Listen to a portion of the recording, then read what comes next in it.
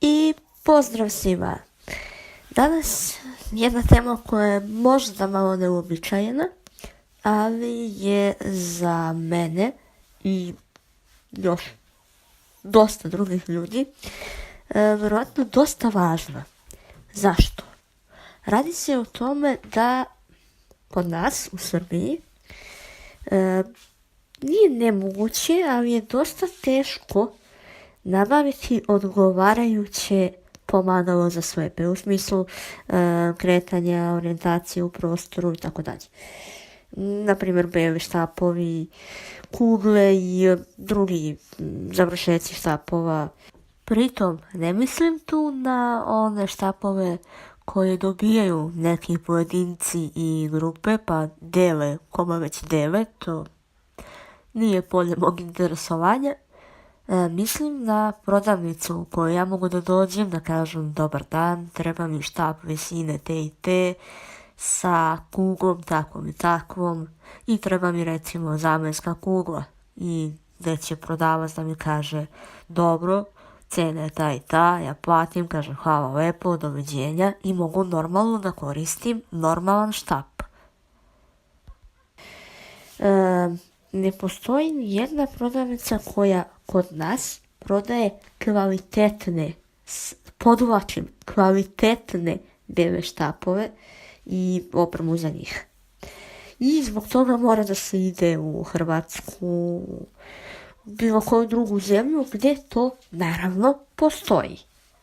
Sad, zašto to kod nas ne postoji? To je pitanje za $1.000.000, a odgovora nema, a vjerojatno ga neće ni biti, ali dobro, šta je tu je. Šta je kvalitetan beli štap? A to zavisi od onoga što korisniku belog štapa treba. Za mene je recimo kvalitetan beli štap Ambutek, ali ne zato što se zove Ambutek i to je sad strašno bitno. Prosto izrada je bolja. Kvalitet materijala je neuporediv sa nekim što se ovdje zovu beli štapovi. Zatim ima neku težinu i zbog istog razloga je taj kvalitet materijala vjerovatno nije isto ako je od plastike, đubre plastike i od nekog normalnijeg materijala. Tako da nećemo da poradimo to. Štapovi koji ovdje mogu da se nađu, uglavnom ne mogu da grešim dušu da kažem da nikad nije tako, ali uglavnom ne mogu da se normalno sklope. Delovi im nisu iste dužine i onda naravno ovaj deo koji je dole kraći ili duži ne može da se spoji ili veže ili bilo kako osigura da se ne otvara. Jer može da se dogodi recimo da se rasklopi štap i onda u torbi bude zubus.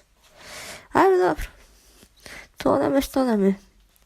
Dok se neko ne sjeti da nam organizuje bolju, lakšu, jednostavniju, kvalitetniju nabavku ovakvih pomagala, morat ćemo da koristimo priliku i malo putujemo po komšiluku.